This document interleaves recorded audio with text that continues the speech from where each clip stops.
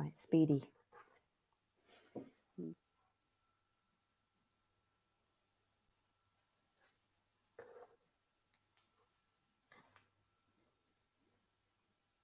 Good morning, everyone, and welcome back to commsHERO. It's day 3, and we've been having a great week so far. There's been some amazing sessions and lots of things to take away and implement into our work and life. And this morning's session is going to be no different, and this one is going to be very special indeed. We've just been chatting about sustainability backstage, and I'm feeling convicted about my plastic sins already. So just you wait. It's going to be brilliant.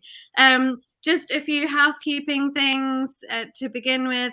As always, we have the emoji so you can show your love and appreciation. And please do comment and chat in the chat function so we can see what you're getting out of the session. We have the Q&A tab up the top so you can write in your questions. We'll be doing Q&A at the end. And we are going to be announcing the winners of the first round of the prize draw at the end of today. So if you haven't already posted anything on socials, make sure you're getting your screen grabs and your shares using the hashtag commsHERO. So I'm excited to welcome today Michelle Carville and Gemma Butler. They are both authors and they are an authority on sustainability and have done some amazing work. And today they're going to be talking about building a cohesive, sustainable marketing strategy, doing what you say and saying what you do. I really recommend looking Gemma and Michelle up because they've done some incredible work. But I don't want to take any more of their time, so I'm going to hand over to them. Thank you. Thank you. So it's great to be here amongst so many communication professionals. So fabulous to be with you. You can see the title there. We're going to talk about ideas, insights about how to help you build a cohesive, sustainable marketing communications strategy. And we're going to raise some questions for you to ponder as well, giving you plenty of food for thought. So just a quick introduction to Gemma and myself then. You can see that we wrote that book, Sustainable Marketing, How to Drive Profits with Purpose.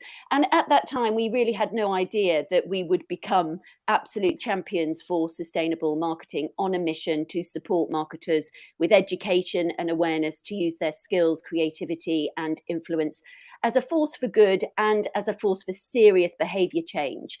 So you can see some of the things that we've done there: designing training courses, professional qualifications, becoming carbon literate. We have our own sustainable marketing manifesto, which we'd love you to check out. We have a fantastic learning zone, which is absolutely packed with resources for marketers. And again, you can see all of that on canmarketingsavtheplanet.com. And, you know, this is the closing paragraph in our book, which clearly states there's no one better placed to affect change, align and influence customers and drive hope for a better, more sustainable future than an educated and aware, responsible marketer, communicator. And so that's very much our view. And when we set out on this journey, to really kind of put a stake in the ground as to what sustainable marketing is. So if we take a look at sustainable marketing in its entirety, Michelle and I and the work we do with CIM, and when I was marketing director at CIM, we always talked about how marketing is so much more than just communications and digital marketing. You know, it's about purpose and brand, who we are, what we stand for, and more so now than ever before, our purpose and our impact is more important than ever. We have to absolutely think about why we exist as organizations, our role in the world, and we have to consider people, planet and profit. And then we move to strategy. You know, strategy is where societal goals and targets need to align with our organization. And again, there's this huge pressure now coming down as we move towards looking at marketing's role at developing and driving a more sustainable future. So, this really does go beyond just the campaigns. We need to look at impactful strategies, tactics, and action plans. And we'll go into more of the communications piece as we go through here. But communications really now is about educating all of our stakeholders, both internally and externally. We know we are responsible for the communications. There's regulations coming in around greenwashing. The Green Claims Code launched at the beginning of this year. And, we really are appealing to people's heads and hearts now, because we have to change the way people consume. We have to change our values, and we have to change our mindset. So it's all about effective communication. And this is what we're going to unpack today and look at the different ways in which we can share more sustainable messaging, but also change behaviors and look at what we communicate. So, marketing as a force for good. This is what Michelle and I say often. We have played a significant role in getting us to where we are today in terms of driving consumption through the roof as marketers and communicators. And now it's time to use our powers for good. As you can see there, we've made you buy shit. Can we make the world better too? So, it's time to drive behavioral change, as I've said. We need to challenge and bring to the table new ways of thinking. The circular economy is probably one of the most exciting opportunities out there for business to really change the way business behaves in terms of that take, make, purchase, sort of throwaway model, that linear model, into a more circular model. There's exciting opportunities around innovation, and it's really moved from, shareholder capitalism to stakeholder capitalism. We need to use our skills to educate, drive awareness within organizations, and indeed across the entire value chain. And we need to start listening and learning, not to just what the customer wants, but also what our people around us, our employees, our peers, our fellow family members want, and also what society wants. And we need to absolutely get back to the heart of what good marketing is, which is around brand, values, and purpose.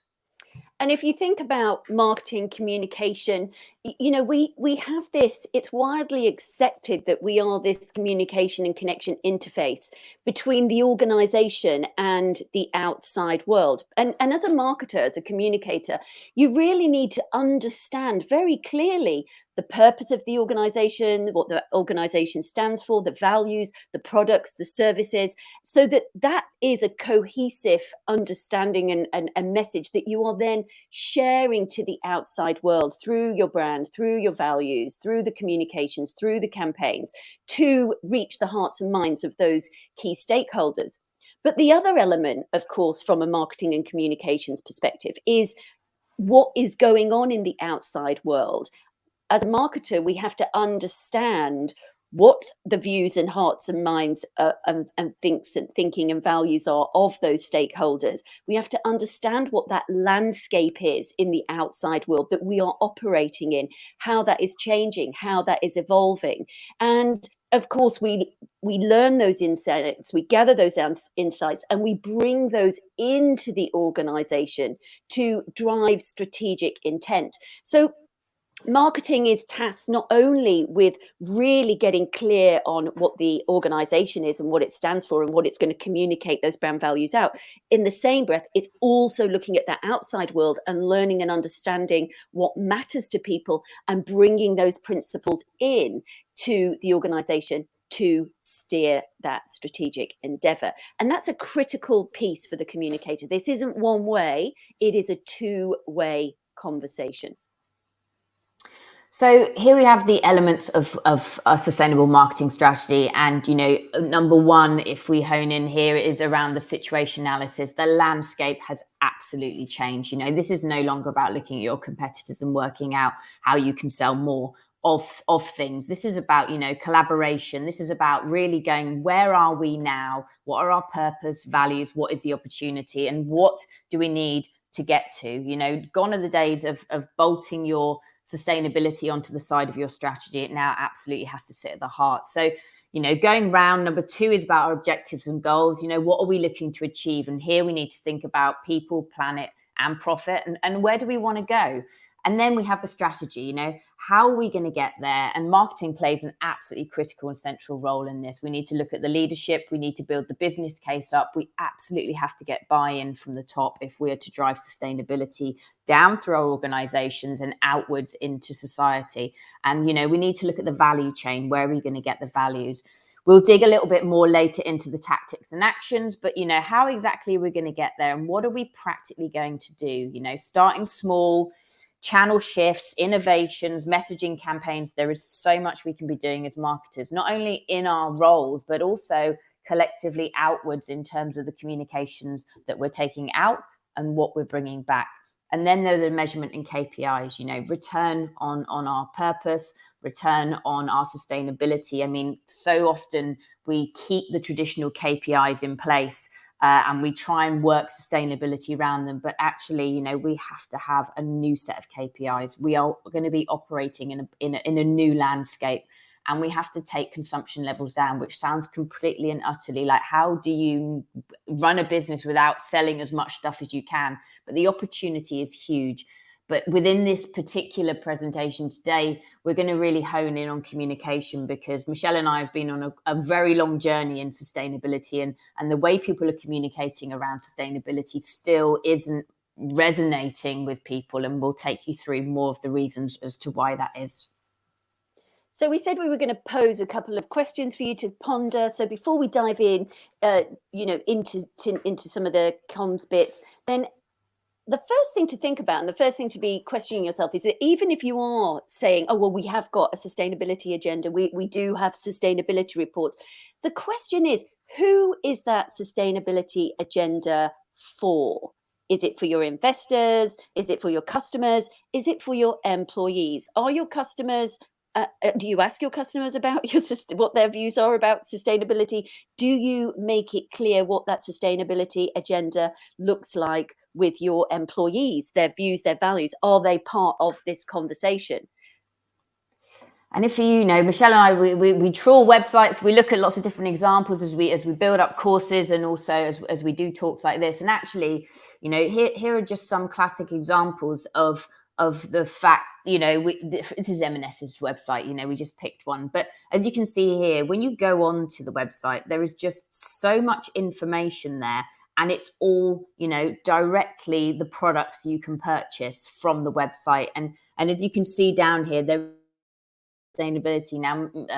M&S is, you know, is Plan A. It's one of the original organizations that was driving sustainability. But if you go down onto the next slide, you'll see that actually sustainability is at the very bottom under shopping with us. So straight away, when you're saying we are an organization with a strong sustainable agenda, we have to start thinking, where is sustainability on our website?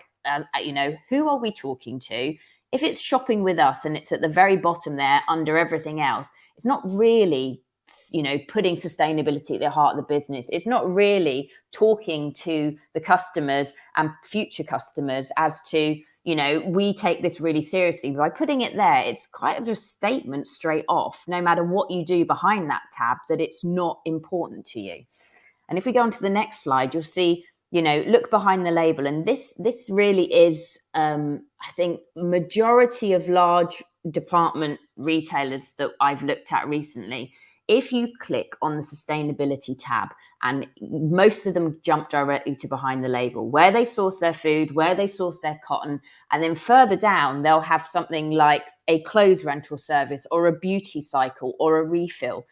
I mean, if you ask yourselves, or, you know, listening to this today, honestly, how many of you will shop based on a look behind the label and where organizations source? I mean, for organizations like John Lewis and M&S and, you know, really reputable organizations that have real purpose at the heart, it should be a given that where they source is is good, is sound, is sustainable. But what matters to everybody, what matters to customers is actually, oh, you have a refill, you have a beauty cycle, you have a rental service. Those things should absolutely be at the top, and everything else should be down, further down, you know, where you source, because the majority of people do not shop based on where people source their products and their raw materials in reality. So this has really got us thinking, as we keep coming across this time and time again, where sustainability is positioned on your website, and actually what are you saying to people? Because is what you're saying actually resonating with them? Are they part of the solution? Is there anything they can do beyond just purchasing what you're selling to actually be part of the sustainable solution?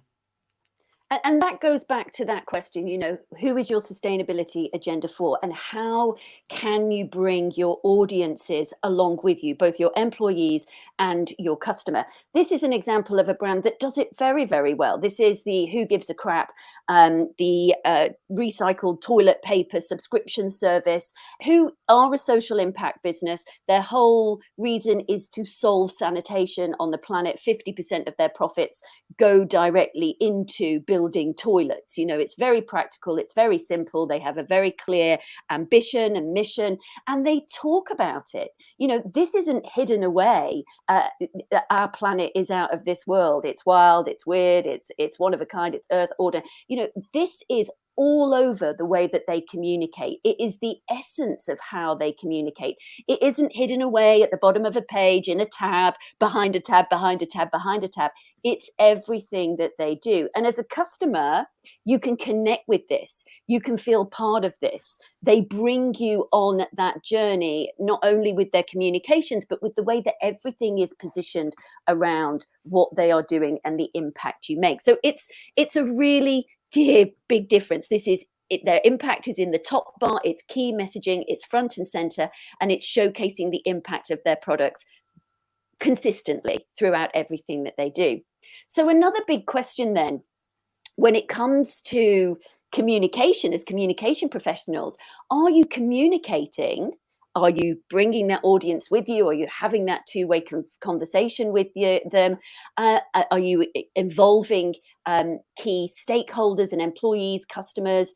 Or are you simply just broadcasting, putting stuff out there like, well, there you go, one and done. We've communicated the message, that's it, without really understanding the views of your key stakeholders. When was the last time you explored their views? When was the last time you spoke to them about sustainability, their views on sustainability, their concerns?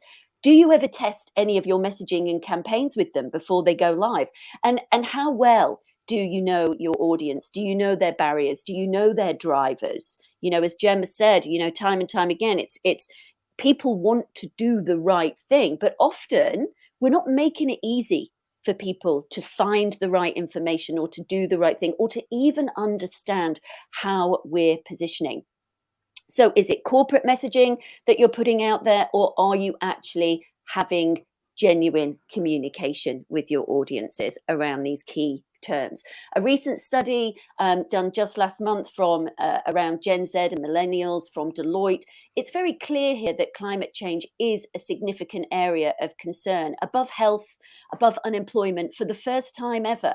And there was another piece of research I saw coming out of Kantar just last week that hasn't been published yet, but we will add this into the work that we're doing and sharing, that again put climate change right up there.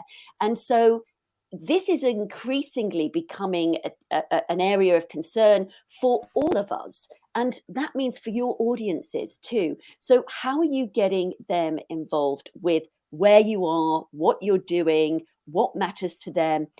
Or is it something that is just shoved on the website somewhere behind a tab that doesn't really focus on engaging people in any real way?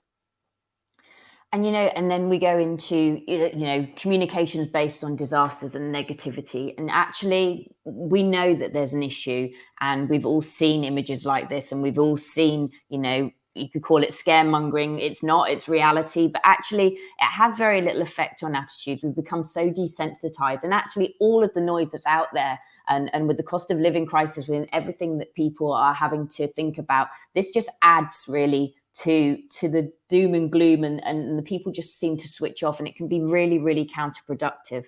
So on the flip side of that, if you go on to Solitaire Townsend's website, she talks about selling the sizzle, and we need to start focusing on those positive solutions. So examples of this, are things like, we had an example from Adam Bastock from Small 99, who spoke about when councils want to put cycle lanes in the areas that people live in, but they talk about, how cycle lanes remove, gigatons of carbon from the air. Again, that doesn't mean anything to people. And actually, it's talking in a language that people just can't resonate with. However, if you just simply flip that language over and started talking about the fact that, cycling everywhere is clean transport, it'll mean cleaner air in the cities, it'll improve your health and fitness. There's less congestion on the road, so you'll get to get to work or get to school a lot easier, and it'll be a lot quicker. I think that sort of messaging actually makes people start to engage and makes people think, you know what, I'm going to try that and I can be part of the solution. And actually, there's some additional benefits there. And we're seeing this time and time again. If you can speak to your audiences about what they can do and bring them along as part of the solution, and then more importantly, talk about the progress that's being made. So often we only put out those headline messages and we do not talk about the progress. But bringing your customers along, then talking about the progress you're all making together, actually will create so much more retention within your customer base as you move forward, and we're making progress towards a more sustainable future. And of course, that maps right back into marketing, good marketing.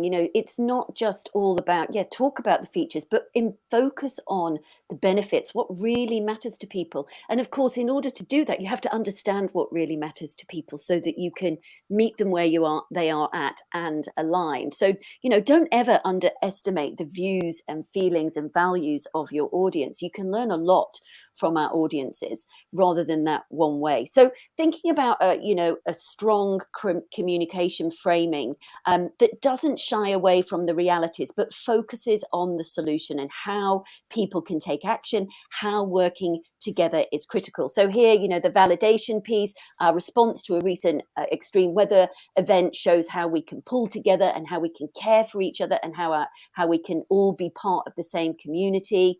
Warning, scientists tell us that the weather is changing and will become more extreme and unpredictable, but that reinforcement, but we can work together to prepare for the future. So this is what we can do as a collective to protect and defend the people and places that we love. So again, it's yes, there's a real problem. Yes, there might be some scary stuff about this, but this is what we can do about it. And this is what we are doing about it. And this is the progress, as Gemma just said there.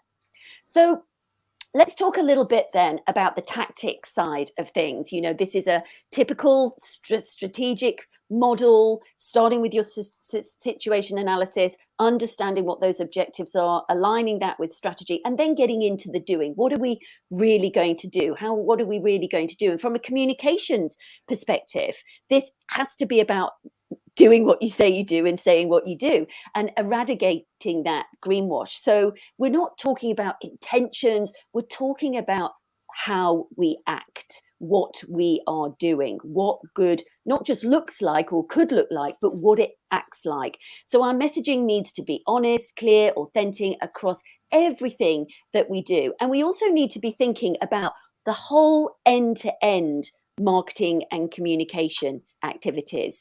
And that, as we said earlier, don't forget the critical internal communications, which effectively is internal marketing as well. So let's have a look now at some of the practicalities of that end-to-end thinking with our marketing activities and our communications.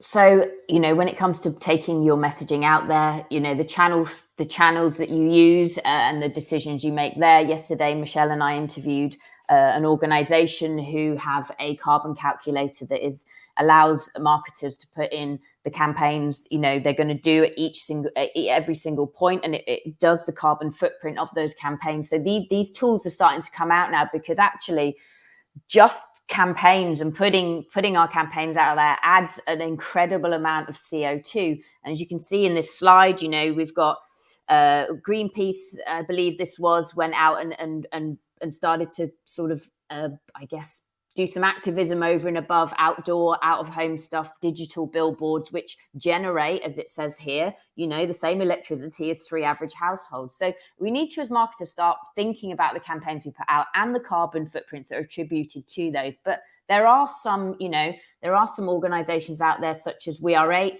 and Good Loop and the Good Net and Add to the Planet, which are actually starting to deliver some channels with a more responsible, more sustainable led sort of mindset and strategy behind them. And I'd ask you to go and have a look at all of these as options of where you can take your messaging. So much of the campaign messaging and digital messaging you put out there across, the Instagrams and the TikToks of the world is you're just putting a lot of messages out there. There's a real sort of let's throw it all out there across multiple channels and hope that it sticks and hope that somebody sees it. And I think, there's a lot of work the purpose disruptors are doing to say we need to be much more considered and think about not only, the products we're selling, but the way we're going to market. And I think, that way you can become far more targeted. So we are seeing this shift in more responsible channels coming out and which to put your campaigns onto. But this is something that as marketers, we can certainly make an impact directly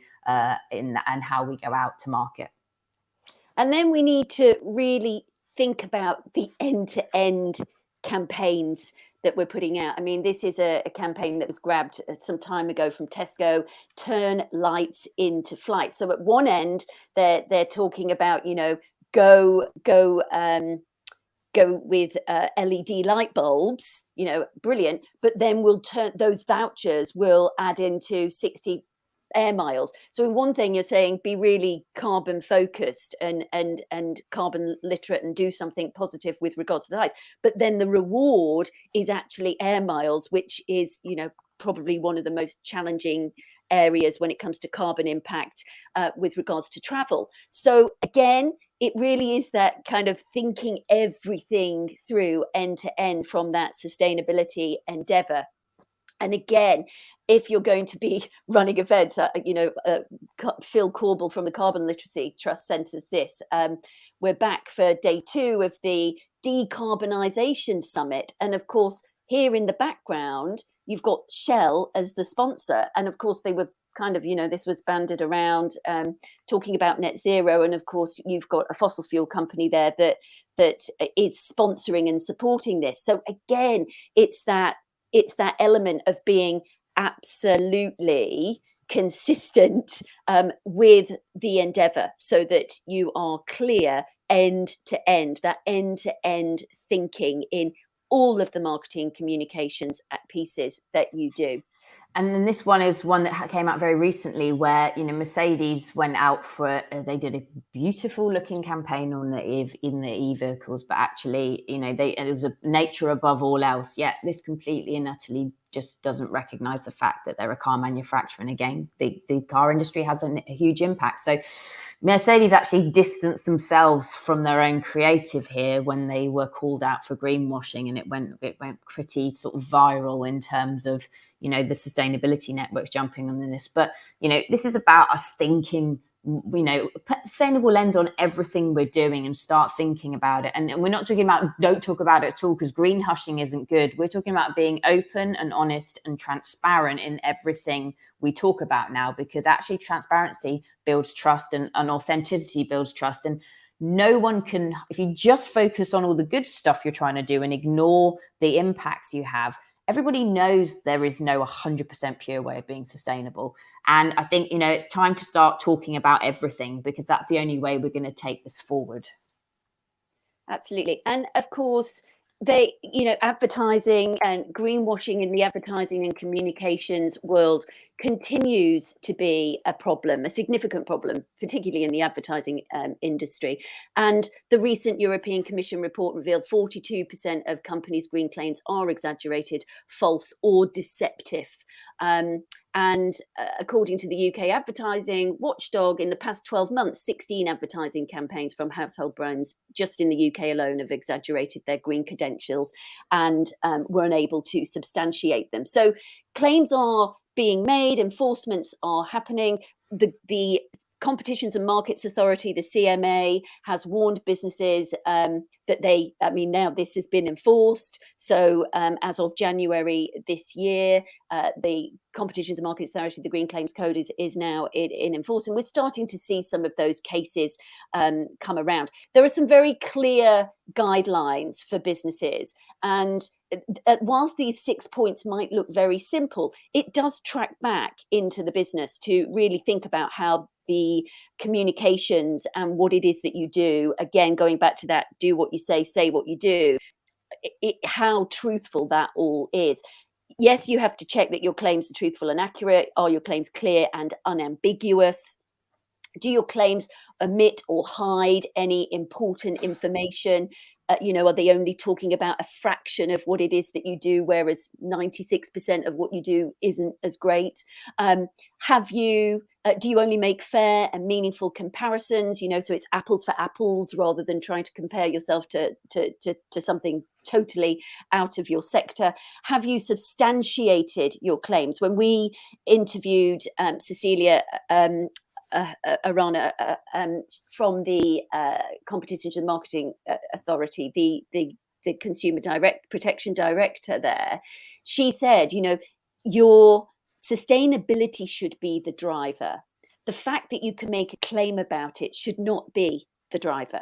And, there does seem to be this jumping on the bandwagon with regards to green initiatives. So really make sure that those claims have been substantiated. And, the other critical piece here, and the biggest part of this, is do your claims consider the full life cycle of a product. So when you're thinking of the life cycle of a product, you're talking cradle to grave here.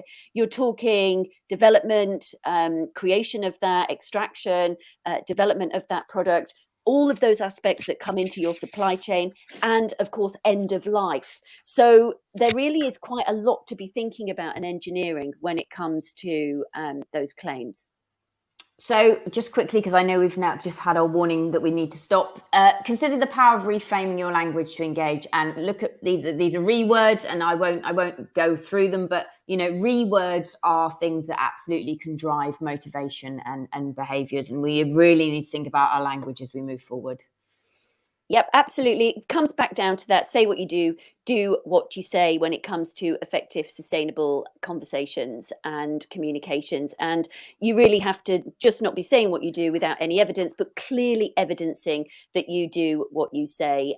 That makes communications, what you share to the outside world, real. We have got loads of information for you on our Can Marketing Save the Planet site. We've got a sustainable marketing action plan, which looks at the detail of driving this inwards, upwards and outwards. We've got 43 fabulous podcasts on there. We've got our sustainable marketer manifesto, as you can see there.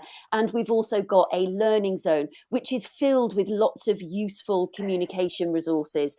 The Sell the Sizzle report, the various other words that work, all those other pieces of communication, gems really, and resources, really useful for marketers and communicators. So go and have a look, and yes, you can contact us through LinkedIn or wherever if you've got any questions, but we will stop there and just allow for some questions. Thank you very much. Thank you. That was so good. Thank you so much, Gemma and Michelle. I have put your book in my shopping basket because I think there's just so much to learn. I've been writing down some questions, but we have one question from Emma Elston. So she asks, are there any good tools or calculators for working out your own carbon footprint or environmental social value? I'd say Geeky. I would recommend anyone on here, go on to geeky.earth. It's a web-based app, and you can work out your own. It gives you a number. It's not your carbon footprint. It gives you a score, and it also gives you brilliant tips from really extreme stuff to just general day stuff that you can do. And once you start understanding how you can affect your own carbon footprint, then you start talking about it with people at work, and then that proliferates through. But geeky.earth is an absolutely fabulous tool. Yeah, I agree. And WWF have one as well. And again, we've got these tools for both personal and organizational on the learning zone. Fab. Great. Well, I need to wrap it up now, but I'm sure we could keep going for a long time because it's such a huge subject, and I'm personally very grateful that you're both doing this incredible work. So well done. Thank you. That's great. So next up, we have Fazana Badwell speaking about being a non-executive director. So do come along to that. And don't forget to post your screen grabs and use the hashtag commsHERO. And we look forward to seeing you at the next session. Thank you so much, Gemma and Michelle. Thank you. Thank you.